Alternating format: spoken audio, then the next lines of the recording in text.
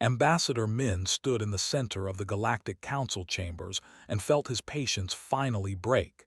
He had been coming to this place for 15 years. 15 long years of asking for help. 15 years of being ignored. The chamber was huge. It floated in space above a neutral world called Axis Prime. Inside, representatives from 40 different alien species sat in a circular arrangement. Each species had their own special seat designed for their unique bodies. Some sat, some floated, some hung from the ceiling on special hooks. Min stood in the human section. It was the smallest section in the entire chamber. That told him everything he needed to know about how the Council saw humanity. High Arbiter spoke from the center platform. He was a creature, tall and thin with 4 arms and compound eyes that reflected light in strange ways. His voice came through a translator device. The Council has reviewed humanity's petition regarding the Dominion attacks, said. His tone was bored. Once again, we find insufficient evidence to warrant intervention. Min felt his jaw tighten. Insufficient evidence. 3 colonies attacked, thousands dead, cities burned to ash, but somehow there was never enough evidence. Representative K spoke next. He was a reptilian creature who had made it clear from day one that he hated humans. Humanity must understand that the Council cannot involve itself in every minor border dispute, K said with a hissing laugh.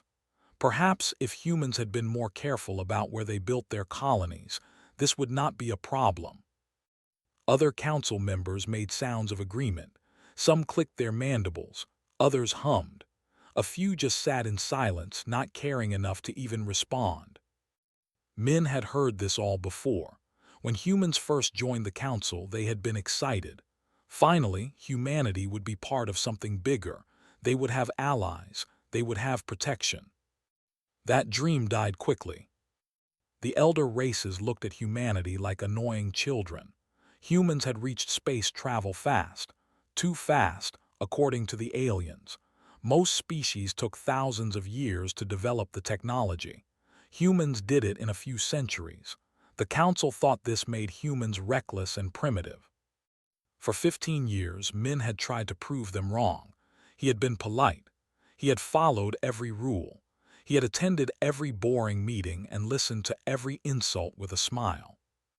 But politeness had gotten humanity nothing. When the Dominion first attacked a human colony, Min had presented evidence to the Council. He had showed them recordings of the attack. He had brought testimony from survivors. The Council had delayed the vote for 6 months. When they finally voted, they said it was an internal matter and refused to help. The second attack came a year later. Min went through the whole process again. More evidence, more testimony, more waiting. The Council said they needed additional verification before acting. They never asked for that verification. They just wanted him to go away. The third attack happened 4 months ago. 2 million humans lived on that colony. The Dominion bombed it from orbit for 3 days straight. When they finally stopped, half the colony was dead. Min had come to the Council immediately. He had begged them to act. He had showed them the bodies. He had played the last communications from the colony, where civilians screamed for help that never came. The Council had debated for 3 months. Today was the day of their decision. And their decision was to do nothing. But that was not the worst part. Continued speaking. Furthermore, the Council has voted to impose trade restrictions on human colonies near the disputed border zone. These restrictions will help reduce tensions in the region. Min felt something cold settle in his chest. Trade restrictions on human colonies, the colonies that had just been attacked. Additionally, said, the Council grants the Dominion protected development status. This will allow them to expand their territorial holdings without outside interference. The chamber erupted in noise. Most of it was positive. Representatives chittered and buzzed and hummed their approval. A few stayed quiet, looking uncomfortable, but none of them objected. The Council had just rewarded them for attacking humanity. They had given the official permission to take human space. Min looked around the chamber. He saw Kay clicking his claws together in satisfaction. He saw already moving on to the next topic on his agenda. He saw 40 different species who had just voted to sacrifice humanity for their own convenience. Something inside Min broke. It was not loud. It was not dramatic. It was quiet and cold and final. He walked to the center of the chamber, stopped talking and looked at him with irritation. "Does the human representative have something to add?" the High Arbiter asked. "Yes," Min said. His voice was calm, too calm. Several representatives shifted uncomfortably. "I have something to say." He looked around the chamber, making eye contact with as many aliens as he could. "Humanity came to this council in good faith. We followed your rules. We respected your traditions. We asked for your help when we needed it most. And you gave us nothing," Min continued. "Worse than nothing. You tied our hands with your laws while you encouraged our enemies to destroy us. You treated us like problems to be managed instead of people to be protected." Started to speak, but Min held up his hand. "I am not finished." The chamber went silent. Humans were never this bold. It made the aliens nervous. "Effective immediately, humanity withdraws from the Galactic Council," Min said. Each word was clear and sharp. "We will no longer seek your permission. We will no longer ask for your approval. We will no longer beg for your protection." He paused. The silence in the chamber was absolute. "What happens next is on your conscience, not ours." Min turned and walked toward the exit. His footsteps echoed in the huge chamber. Not a single alien spoke. As he reached the door, finally found his voice. "You are making a mistake, human. Your species cannot survive alone. You will come crawling back within a year, begging us to readmit you." Min stopped at the doorway. He did not turn around. "No," he said quietly, "we will not." He walked out. The door closed behind him with a soft hiss. In the chamber, chaos erupted. Some representatives laughed at humanity's arrogance. Others argued about what this meant for council authority. A few sat in worried silence. High Arbiter called for order. It took several minutes for the chamber to settle down. When it finally did, spoke with confidence. "This changes nothing. Humanity is weak. They will learn their place." Representative K agreed enthusiastically. "Without council protection, the humans will be wiped out within months. Good riddance." But in the back of the chamber, a few of the older representatives stayed quiet. They had seen species make threats before. They had seen angry delegates storm out. But they had never seen someone walk away with such cold certainty. Min had not been angry. He had been done. There was a difference. And that difference made them afraid. Outside the council chambers, Min walked to his ship. Captain Ho was waiting for him. The captain was younger than Min, with sharp eyes and the bearing of a soldier who had seen combat. "How did it go?" Ho asked, though he already knew the answer. "Exactly as expected," Min said. "Send the message to Earth. Tell them it is time." Ho nodded slowly. "They are not going to like what comes next." "No," Min agreed. "They are not." The two men boarded the ship. As they flew away from Axis Prime, neither of them looked back. There was no reason to. That chapter of human history was over. A new chapter was about to begin, and the galaxy was not ready for it. 6 months passed after humanity left the Galactic Council. For the aliens, it was 6 months of business as usual. They held their meetings. They passed their laws. They congratulated themselves on maintaining order in the galaxy. They did not notice the silence coming from human space, or if they did notice, they did not care. High Arbiter certainly did not care. When other representatives asked about humanity, he waved his claws dismissively. "The humans are sulking," he said. "They will come back when they realize they need us." But humanity was not sulking. They were preparing. Admiral Wu stood in the command center on Earth and watched dozens of screens at once. Each screen showed a different shipyard. Each shipyard was working at full capacity. Ships were being built faster than ever before in human history. "How many do we have ready?" Wu asked. Captain Ho checked his data pad. 247 combat ships, another 112 support vessels, and the new destroyers will be ready in 3 weeks. Wu nodded. Before humanity left the Council, they had been limited by Council regulations. They could only build a certain number of military ships. They could only use approved weapon systems. They could only patrol approved areas of space. Now there were no limits, and humanity was making up for lost time. In a research facility on Mars, Dr. Mi worked on something the Council would have forbidden. She was a weapons researcher, small and focused with eyes that rarely blinked when she was concentrating. Right now, she was very concentrated. "The targeting system is too slow," she told her assistant. "We need it to lock on target in under 2 seconds." "That is impossible with current technology," her assistant said. "Then make it possible," Mi replied. "The shields regenerate in 3 seconds. We need to hit them faster than they can recover." Her assistant went back to work. Mi looked at the prototype weapon in front of her. It was called a rail gun, but much more advanced than anything humanity had built before. It could punch through the armor that Council species relied on. The Council thought humans were primitive. They thought human weapons were crude. Mi smiled at that thought. Humans had been developing weapons in secret for years.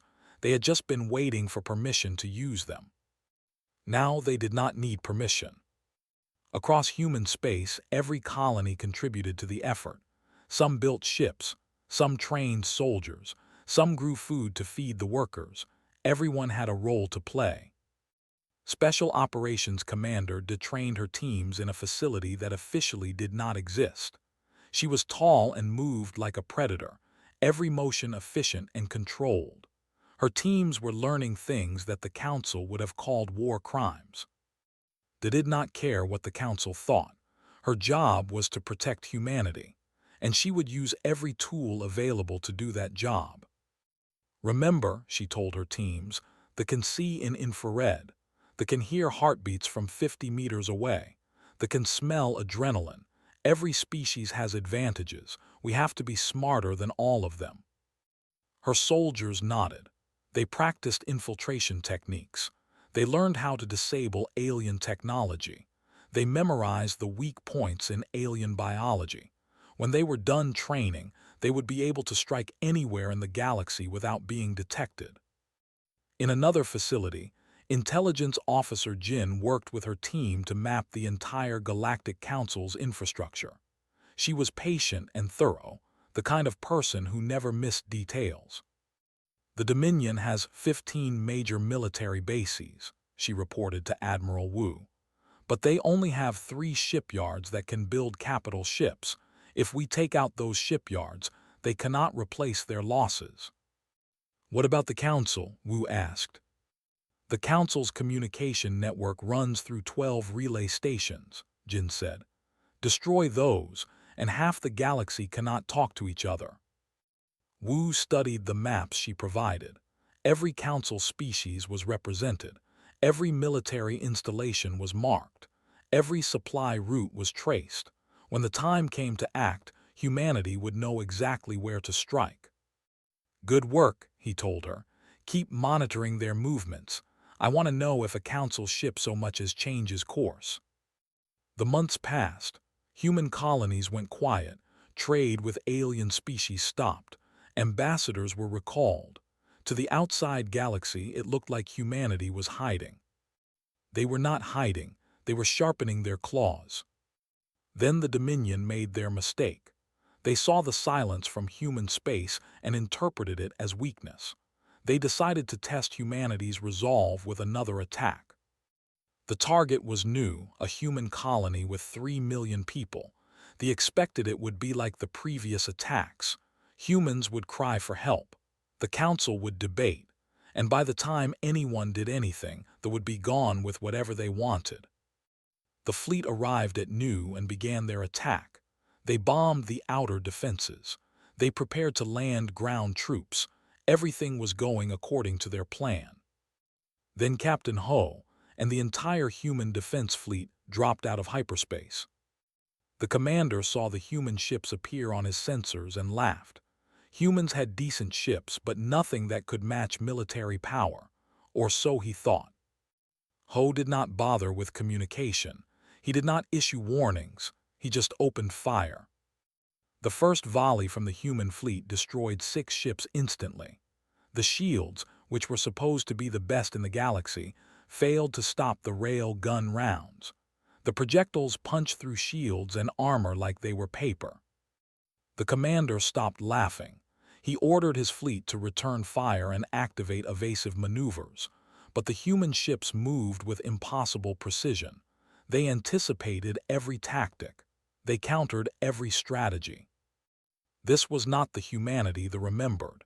These humans fought like they had been studying warfare for years, because they had. Dr. Mee's weapons tore through formations. Commander De's special teams had already sabotaged 3 ships from the inside. Intelligence Officer Jin had provided perfect targeting data for every vessel. The battle lasted 4 hours. When it was over, the fleet was gone, not defeated, not retreating, gone, every single ship destroyed, no survivors to report what happened. Ho opened a broadcast on all frequencies. Every species in the galaxy would hear this message. This is Captain Ho of the Human Defense Fleet. The Dominion attacked New Colony. This was their mistake. We do not ask for council permission. We do not wait for council approval. We defend ourselves. He paused, letting his words sink in. Any species that threatens human lives will face the same fate as the fleet today. No warnings, no mercy, no diplomacy. The broadcast ended.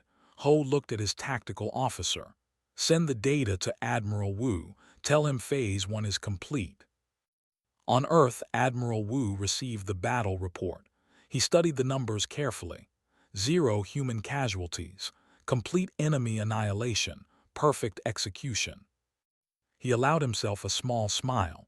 Begin Phase 2, he ordered. Across the galaxy, Council species watched recordings of the battle. They watched human ships move with deadly grace. They watched vessels explode one after another. They watched what happened when you pushed humanity too far. High Arbiter watched the recording 3 times. His confidence was gone. His dismissive attitude was gone. For the first time in 6 months, he felt afraid. Get me every Council military commander, he ordered. Now. But it was too late for that. The Council had spent 6 months underestimating humanity. They had wasted 6 months thinking humans were weak and desperate. Humanity had spent 6 months preparing for war, and now the war was here. The galaxy was about to learn a lesson it would never forget. Humans preferred peace. They preferred diplomacy. They preferred to be civilized. But when those options were taken away, humans remembered something the galaxy had forgotten. Before humans had laws and culture and civilization, they had been hunters. They had been predators. They had been survivors who climbed to the top of their food chain by being smarter and more ruthless than everything else on their planet. The Galactic Council had awakened something they did not understand, and they were going to pay for that mistake. The Galactic Council chambers looked different now. The confidence was gone. The casual arrogance was gone. Now there was only fear and confusion. High Arbiter called an emergency session. Every representative attended. No one wanted to miss this meeting. The destruction of the fleet had shocked everyone. We must respond to this aggression, Representative K declared. His voice still carried hatred for humans, but now there was fear mixed in. Humanity has violated every principle of civilized warfare. They must be sanctioned. Other representatives made sounds of agreement, but their hearts were not in it. They had all seen the battle recordings. They had all seen how easily human ships destroyed the fleet. Ambassador Yijin sat in what used to be humanity's seat. She did not speak. She did not vote. She just watched with cold eyes as the council argued. She was the only human representative still in council space, and she was there only to observe, nothing more. Her silence made the aliens nervous. When humans used to beg and plead, the council could dismiss them. But this quiet watching was something new, something dangerous.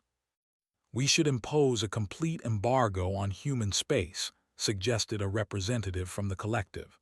"Cut off all trade, isolate them completely." Considered this. Does the council agree to impose economic sanctions on humanity? The vote passed, 37 in favor, 2 against, 1 abstention. The council congratulated themselves on taking strong action. Ambassador Yi Jin made a note on her data pad. She did not look concerned. Several representatives noticed this and felt their confidence slip. Why was the human not worried? They found out within days.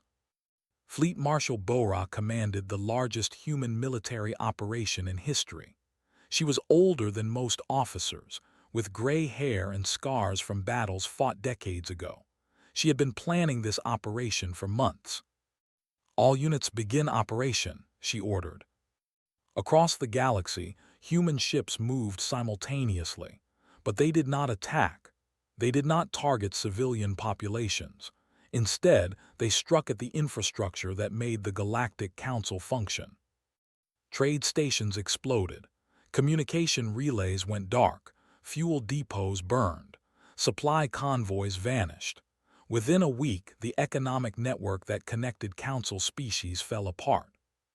And humanity was very selective about their targets. Species that had voted against sanctions were not touched. Species that had abstained were left alone. But the 37 species that voted for the embargo suddenly found their entire economy grinding to a halt. Representative Kays was one of the first to feel the impact. His species relied on imported food from 3 different systems. Now none of those supply ships could get through. Within 2 weeks, his people were rationing food. But then something strange happened. A human convoy appeared in orbit around Kays. They carried food, medical supplies, fuel, everything his people needed. The convoy commander sent a simple message. Humanity offers direct trade, no council involvement, fair prices. If you are interested, respond on this frequency. Kay faced a choice. Let his people starve to maintain council unity or deal directly with the humans. He chose his people. Within hours, he was negotiating with the humans. The terms were shockingly fair, better than what the council had ever offered. The humans wanted simple trade agreements, no political conditions, no demands for loyalty, just honest commerce. Kay was not the only one. Species across the galaxy faced the same choice. The council could not protect trade anymore. The council could not even communicate properly with half its members, but humanity could offer both protection and trade.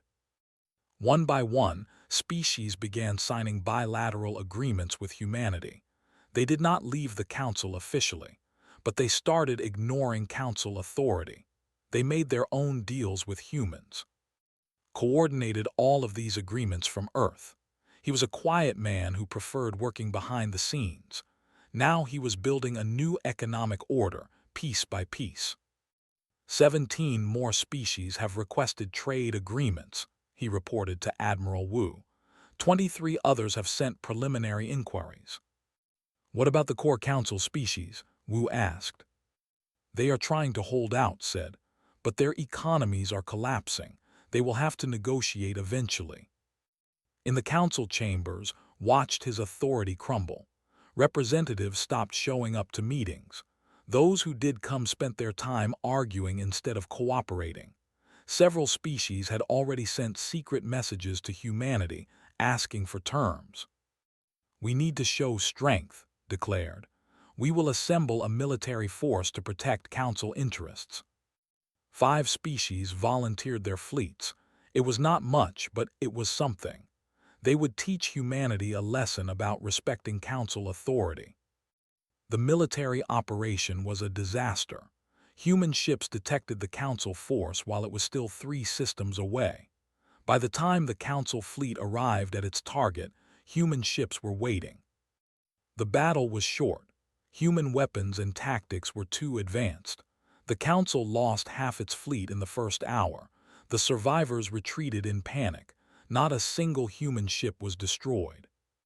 Marshal Bora sent a message to the retreating Council ships. "Tell your leaders that we can do this all day. Every time you send ships against us, we will destroy them. Every time you threaten human space, we will remove more of your infrastructure. This will continue until you accept reality." The message was clear. The Council could not win militarily. They could not win economically. They could not win at all. But some species refused to accept this. The Dominion, desperate and angry, assembled every remaining ship they had. They broadcast their intentions across the galaxy. They would attack Earth itself. Humanity would be punished for their crimes. Admiral Wu received the intelligence from Jin. "The fleet will arrive at Earth in 48 hours, she reported. "They have committed everything. This is their entire military force." "Perfect," Wu said calmly. "Let them come." Captain Ho was confused. "Admiral, should we intercept them before they reach Earth?" "No," Wu said. "I want them to reach Earth's system. I want them to see what is waiting for them. And I want every species in the galaxy to watch what happens." 48 hours later, the fleet emerged from hyperspace at the edge of Earth's solar system. Their commander expected to find Earth defended but vulnerable. Instead, he found a trap. Human ships surrounded the fleet. They appeared from every direction, more ships than the new humanity possessed. The commander looked at his sensors and felt his blood run cold. He was outnumbered 10-1. "All human ships, this is Admiral Wu," came the broadcast. "You are watching the end of the Dominion as a military power. This is what happens when you threaten Earth." The battle lasted 12 minutes. Human weapons tore through ships with mechanical efficiency. New torpedoes, new energy weapons, new tactics. They had brought their entire military force. It was not enough. When the battle ended, 90% of the fleet was destroyed. The surviving ships were disabled and boarded. Their crews were captured alive. The Dominion had ceased to exist as a threat. But Admiral Wu was not finished. He sent a message to every government in the galaxy. "This is what happens when you make humanity your enemy. We did not want this. We asked for peace. We asked for fairness. You gave us neither, so we took them by force." He paused. "The Galactic Council is finished. Everyone knows it. The question now is what comes next. Humanity is offering a choice. Continue fighting us and lose everything, or work with us and build something better." The message ended. The galaxy watched in stunned silence. In the council chambers sat alone. Most representatives had stopped attending sessions. The few who came just argued and blamed each other. The council's authority was gone. Its military was broken. Its economy was in ruins. Ambassador Yi Jin stood up from her observation seat. She had been silent for months, just watching. Now she spoke for the first time. "The Galactic Council is dead," she said quietly. "You killed it when you chose power over justice, when you protected the strong and abandoned the weak, when you made rules that only applied to species you looked down on." She looked at, "Humanity did not destroy the Council. You destroyed it. We just made you see what you had already done." Yi Jin walked out of the chamber. Behind her sat in silence. He knew she was right. The Council had been dying for centuries. Humanity had just delivered the final blow. The old order was dead. Something new was being born. And for the first time in thousands of years, the galaxy did not know what came next. President Sung Ho looked at the reports coming in from across the galaxy. The Galactic Council was collapsing faster than anyone expected. Without economic unity or military power, it had become a hollow shell. Representatives still showed up occasionally, but only out of habit. No one took the Council seriously anymore. But collapse brought new problems. Species that had relied on Council infrastructure for basic needs were now in crisis. Food distribution networks had broken down. Medical supply chains were disrupted. Some worlds faced starvation. Others faced disease outbreaks. The Council expected humanity to celebrate, expected them to watch former oppressors suffer. Some human leaders wanted exactly that. They wanted revenge for 15 years of humiliation. President Sung-ho disagreed. He called a meeting with his top advisors.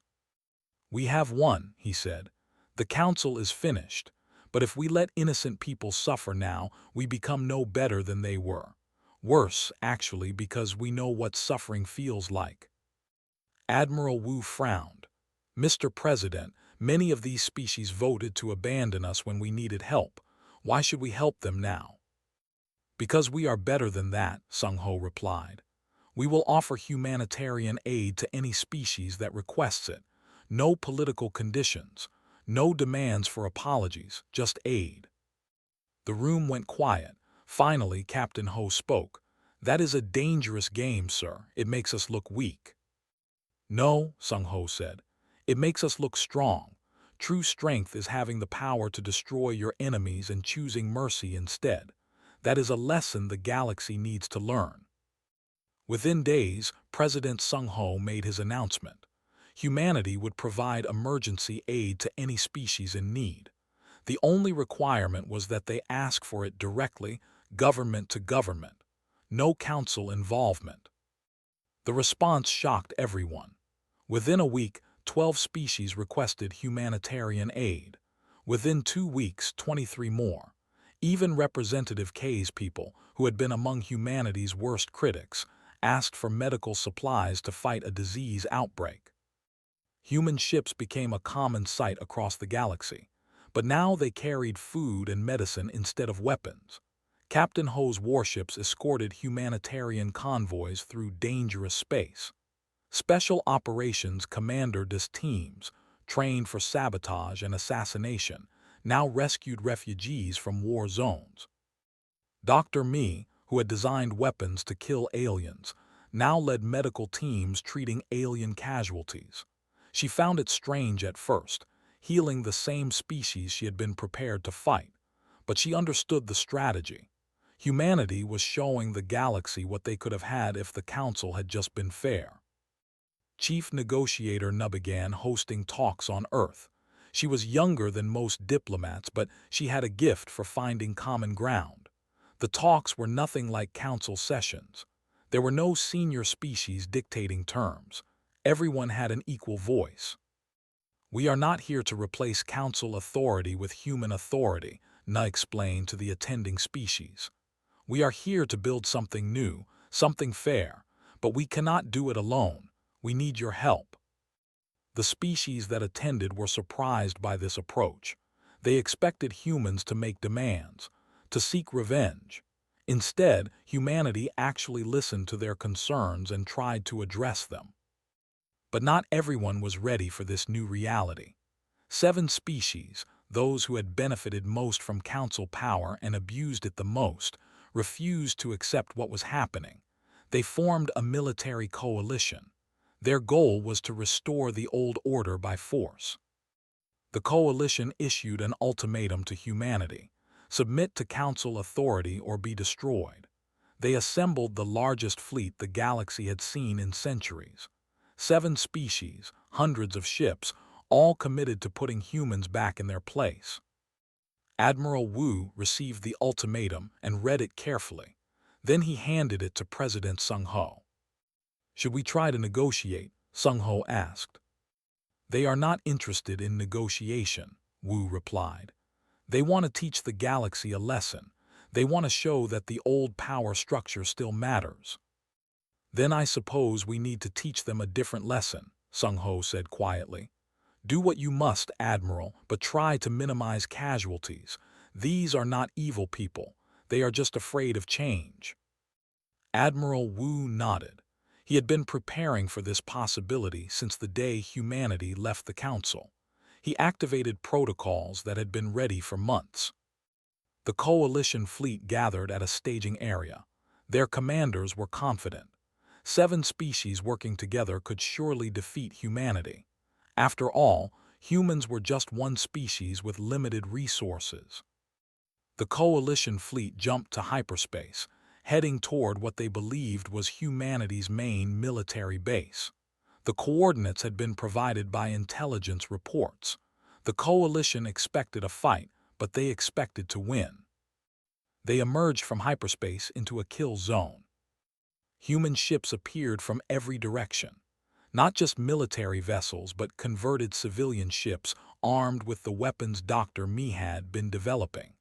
The coalition found themselves surrounded by a force 3 times larger than intelligence had predicted. All coalition ships, this is Admiral Wu, came the broadcast. You have entered human-controlled space with hostile intent. You have one chance to surrender. Power down your weapons and prepare to be boarded. Anyone who refuses will be destroyed. The coalition commander laughed at this. One chance. Humans were giving them terms. The arrogance was incredible. All ships open fire, the coalition commander ordered. The battle began, and within minutes the coalition commander stopped laughing. Human ships moved with perfect coordination. They used tactics the coalition had never seen. Weapons systems the coalition did not know existed. Every time the coalition tried a standard military maneuver, human forces countered it instantly. Intelligence officer Jin had mapped every coalition tactic. Captain Ho had trained his forces to counter each one. The coalition was fighting the last war. Humanity was fighting the next one. 6 hours later, the coalition fleet was broken. 73% of their ships were destroyed or disabled. The survivors were surrounded, their weapons offline, their shields down. Admiral Wu broadcast his final message. You came to teach us a lesson. Instead, you learned one. The old order is dead. You cannot bring it back through force. Now here are my terms. The coalition commanders expected harsh demands: occupation, tribute, humiliation. Instead, Wu offered simple terms: retreat immediately and never threaten human space again, and deliver the politicians who ordered this attack for war crimes trials. That was all. We do not want your worlds, Wu said. We do not want your resources. We just want you to leave us alone. Is that so difficult to understand? The broken coalition fleet limped home. Within days, 3 of the 7 coalition governments fell. Citizens were angry that their leaders had started a war they could not win. New governments took over, governments willing to talk with humanity instead of fighting them. The remaining 4 governments tried to maintain the old rhetoric, tried to pretend nothing had changed, but their people knew better. The old order was gone. Fighting against reality would not bring it back. President Sung-ho watched the aftermath unfold. He felt no joy in the victory. So many lives lost, so much destruction, all because some species could not accept change. Was it worth it? He asked Admiral Wu. I do not know, the admiral replied honestly. But it was necessary. The galaxy needed to learn that might does not make right, that fairness matters, that we will defend ourselves no matter the cost. Sung-ho nodded.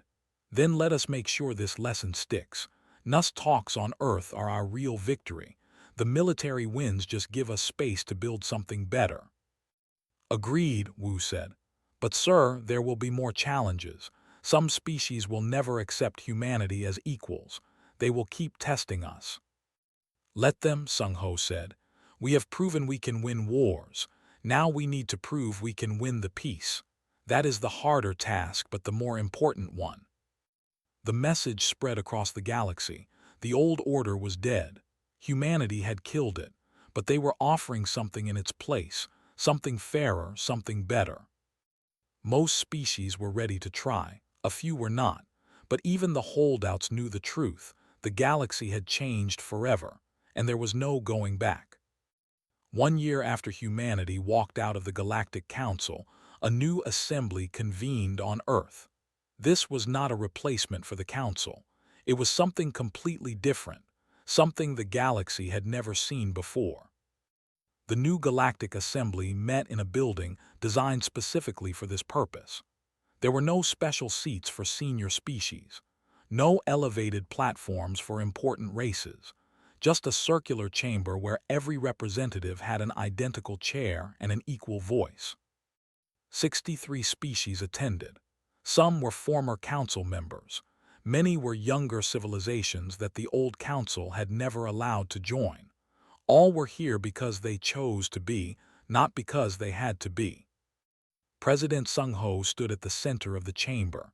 He looked around at the assembled representatives. He saw hope on some faces, suspicion on others, fear on a few, but everyone was here. That alone was progress. "Welcome," Sung-ho said simply.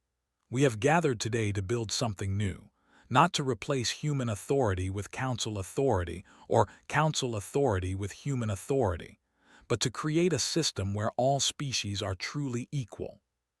He paused, letting his words sink in. Humanity tried to work within the council's system. We followed the rules, we respected the traditions, and we were punished for it, so we left, and we showed you what happens when fairness is abandoned.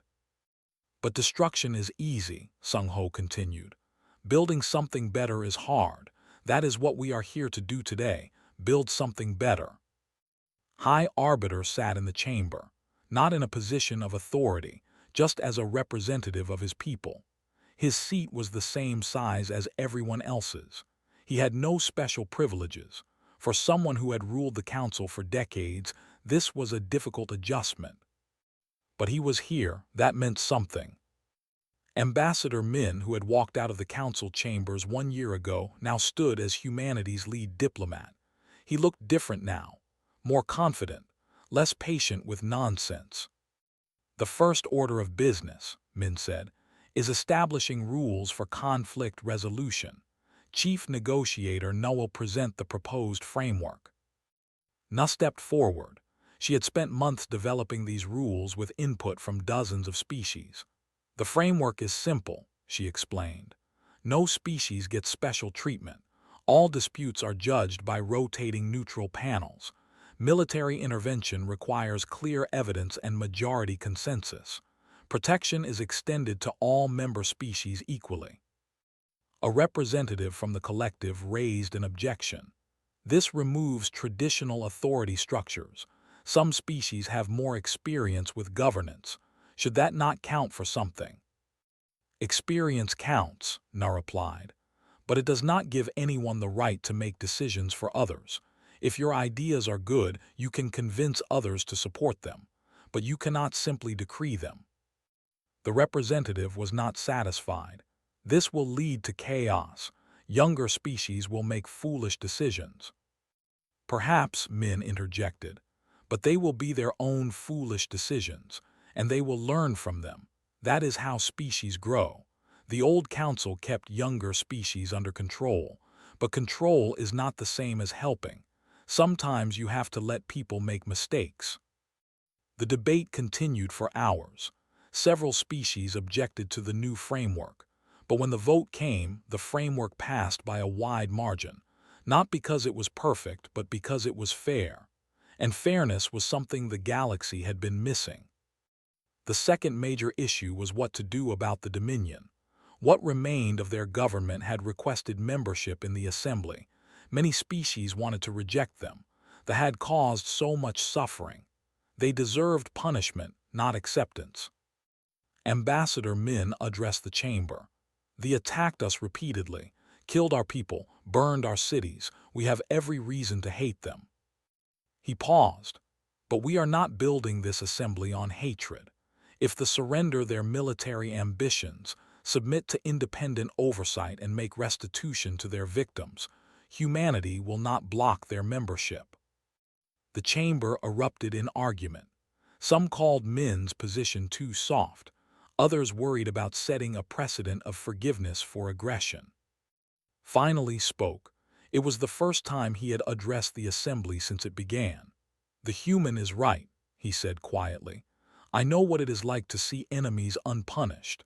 I was part of the council that refused to help humanity when they were attacked. I thought I was maintaining order. I was actually enabling injustice." He looked around the chamber. "If we want this assembly to be better than the council, we must be willing to forgive. Not forget, but forgive. Otherwise, we are just repeating old mistakes with new names." The vote was close, but they were granted provisional membership. They would be under strict oversight for 10 years. They would pay restitution to human colonies they attacked, and they would have no military beyond basic defense forces, but they would have a chance to prove they could change. The assembly continued for weeks. They established economic frameworks, created dispute resolution systems, designed mutual defense protocols. It was messy work. Diplomatic negotiations always are, but it was honest work. Species actually listened to each other instead of just following the decrees of senior races. Commander Sun presented the structure for the peacekeeping coalition. This would be a multinational force to protect trade routes and respond to crises. Unlike the old council forces, this coalition would operate under clear rules and independent oversight. "Humanity will contribute the most ships," Sun explained. "We have the largest fleet, but command will rotate among member species. Every 3 months, a new species will lead the coalition. Everyone will have a chance to prove their leadership." A skeptical representative asked, "What stops humanity from simply taking control? You have the most powerful military in the galaxy now." "Nothing stops us," Sun replied honestly, "except our commitment to fairness. If we wanted to rule the galaxy, we would have done it already. We do not want to rule. We just want to be left alone to live our lives, and we want the same for everyone else." As the assembly neared its conclusion, approached Min privately. The human ambassador was reviewing documents for the next session. "May I speak with you?" asked. Min looked up. "Of course." Hesitated. Then the words came out in a rush. "We were fools. The council was fools. We treated you like children because you were young. We did not realize we were dealing with survivors. You learned to be civilized, but you never forgot how to fight. We learned to be comfortable, and we forgot that fighting was still necessary." Min considered this. "Your council had centuries to be fair. It chose not to. We gave you 15 years to protect us. You chose not to. What is happening now is the result of your choices, not ours." "I know," said. "I just hope you will not make the same mistakes we did. Power corrupts. Even good intentions can be twisted over time." "Perhaps," Min agreed. "But we have an advantage. We remember what it felt like to be powerless. That memory will keep us honest, at least for a few generations. After that, who knows? Maybe our descendants will become as arrogant as your council was. If that happens, maybe some other species will need to knock us down." He smiled slightly. "But that is a problem for the future. Right now, we just want a galaxy where strength does not mean you can abuse the weak, where fairness actually matters, where species are judged by their actions, not by how long they have been in space." Nodded slowly. "That is a worthy goal. I hope you succeed." "So do we," Min said. The assembly concluded with the signing of the Charter of Species Equality. Every representative signed it, even those who had objections, because everyone understood this was history being made. Captain Ho stood in Earth's orbital command center and watched ships from a dozen species patrol the space lanes together. Human destroyers flew alongside scouts and former vessels. A year ago, this would have been impossible. Now it was routine. President Sung-ho joined him at the observation window. "Strange, is it not?" Sung-ho said. "A year ago we were alone. Now we have allies, real allies." "Do you trust them?" Ho asked. "Trust is earned," Sung-ho replied. "But we must give them the chance to earn it, just as we earned their trust by keeping our word. We said we wanted fairness. We demonstrated we meant it." He looked at the ships outside. "The galaxy has changed, not because we conquered it, but because we showed there was a better way." Ho nodded. What happens when someone tests us again? You know they will. Then we will handle it, Sung Ho said, with force if necessary, but always with the goal of returning to peace as quickly as possible. That is the balance we must maintain, strong enough that no one dares attack us, fair enough that no one wants to. They stood in silence, watching the new order take shape outside the window. Trade ships moved freely. Diplomatic vessels traveled without fear. Communication networks hummed with activity. The Galactic Council was dead. Humanity had killed it, but they had not replaced it with human dominance. They had replaced it with justice. And the galaxy, after of rule by the strong, was finally learning what fairness looked like.